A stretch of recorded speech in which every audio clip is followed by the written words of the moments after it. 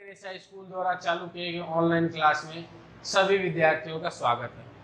कक्षा 9 और 10th को मैं संस्कृत में समास अध्ययन करा रहा था। समास में आप लोगों को अव्ययीभाव समास, द्वंद्व समास, कर्मधारय समास, ये 3 समास पूरा करा दिया था। अब हमारा चालू हुआ था चौथा द्विगु समास। द्विगु समास के बारे में कल मैं आपको कुछ उदाहरण भी कराया था, बताया भी था लिख करके इसके नियम। ये भी बोला था कि द्विगु समास के जो समस्त पद होते हैं वो या तो नपुंसक लिंग एक वचन में होते हैं या स्त्रीलिंग एक वचन में होते हैं। तो कल केवल नपुंसक लिंग के ही आपके उदाहरण में करा पाया था। आज यहाँ देखिए 2 नपुंसक लिंग के उदाहरण लिखा हूं, बाकी सब स्त्रीलिंग के उदाहरण लिखा हूं। तो इन उदाहरणों को हम आज करके देखेंगे, जैसे चतुर्युगम, सप्तऋषि, पंचवटी, अष्टाध्यायी, त्रिलोकी, सप्तशती, शताब्दी और त्रिफला। ये भी बोला था कि द्विगु समास की शुरुआत हमेशा संख्यावाची शब्दों से होती है। इसकी सबसे बड़ी पहचान, द्विगु समास की सबसे बड़ी पहचान की शुरुआत संख्यावाची शब्दों से की जाती है। 1 2 3 4 5 6 7 8 9 10 इस प्रकार के पहला जो वर्ड बोलेंगे उससे हमें किसी न किसी संख्या का बोध होगा। तो द्विगु समास को पहचानने का सबसे सरल तरीका है कि जब हम पहला वर्ड बोलेंगे तो उसमें किसी न किसी संख्या का बोध होगा, और यदि संख्या का बोध हो रहा है उसका मतलब वो कौन सा समास है? द्विगु समास है। जैसे पहला उदाहरण है चतुर्युगम। क्या है? चतुर्युगम। ये दे दे और हमसे कहा जाए कि समास विग्रह करो और समास का नाम लिखो। तो चतुर यानी 4 संख्याओं का बोध हो रहा है, इसका मतलब संख्यावाची से शुरुआत हो गया, तो ये क्या हो गया? द्विगु समास हो गया। अब समास विग्रह करेंगे तो क्या हो जाएगा? चतुराणाम, चतुराणाम, युगानाम, समाहारः, समाहारः इति। यानी इसका समास विग्रह हो गया 4 युगों का समूह, 4 युगों का समूह।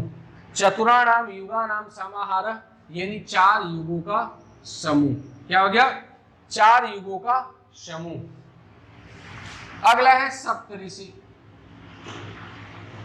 सप्तऋषि कह दिया जाए, इसका समास विग्रह करो तो पहले हमें ये पहचानना है सप्त, इसमें संख्यावाची आ रहा है। क्या आ रहा है?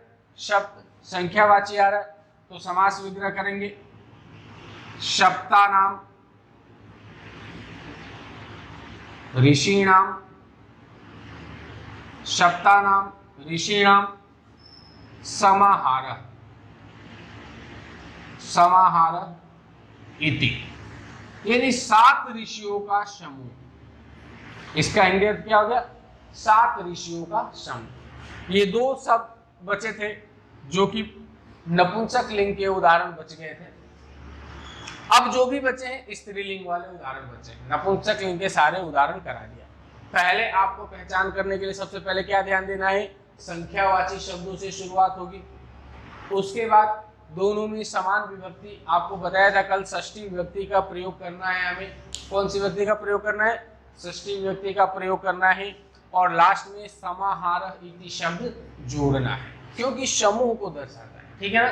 लास्ट में समाहार, जो पद है 2 पद होंगे उनमें षष्ठी विभक्ति लगाना है, और उसके बाद षष्ठी विभक्ति लगा के दोनों पद लिख देंगे, फिर उसके अंत में समाहार इति पद जोड़ेंगे।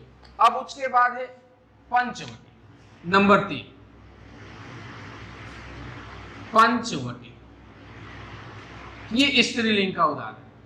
पंचवटी किसका उदाहरण है? स्त्रीलिंग का। तो इसका हो जाएगा पंचानाम, वटानाम। क्या हो जाएगा?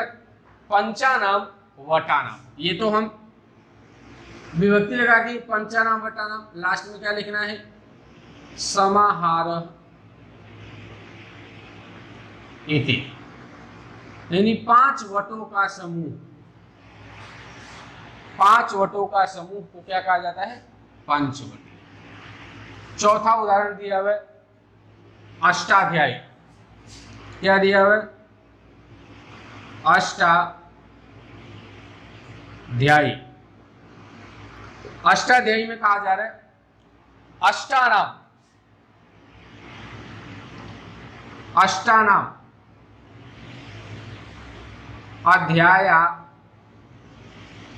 नाम, यानी 8 अध्यायों का समूह, समाहार इति।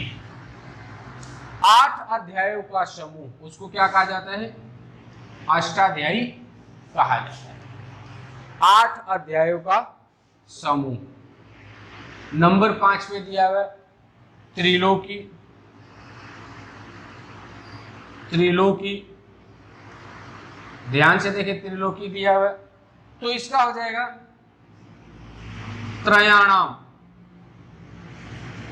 लोकानाम, त्रयाणाम लोकानाम समाहार, समाहार इति। 3 लोकों का समूह, ऐसा ये कर दिए। नंबर 6 पे दिया हुआ है सप्तशती। सप्तशती, तो इसका हो जाएगा सप्तानाम शतस्य, सप्तानाम शतस्य समाहार, समाहार इति। सप्तशती का समास में क्या हो गया? सप्तानाम शतस्य समाहार इति, इसको कहते हैं सप्तशती। छठा भी करके बता दिया, 7वां शताब्दी। शताब्दी, शतस्य अब्दानाम, शतस्य अब्दानाम समाहार इति। सप्तशती, शताब्दी का क्या हो गया? शतस्य अब्दानाम समाहार इति, ये करा दिया। 8वां उदाहरण दिया हुआ त्रिफला। क्या दिया हुआ? त्रिफला। त्रयाणाम फलानाम, त्रयाणाम फलानाम समाहार इति। फिर देखिए, आपको मैं एक एक उदाहरण करके बताया। पहली बात मैं आपको बोला द्विगु समास में हमेशा संख्यावाची शब्दों से शुरुआत होता है। दूसरा, द्विगु समास में षष्ठी विभक्ति का प्रयोग किया जाता है। तीसरा, समास विग्रह करने के बाद प्रत्येक पद के बाद समास विग्रह पूरा हो जाने के बाद समाहार इति शब्द जोड़ना है। जैसे चतुर्युगम था, 4 युगों का समूह, तो लिख दिए चतुराणाम युगानाम समाहार इति, 4 युगों का समूह।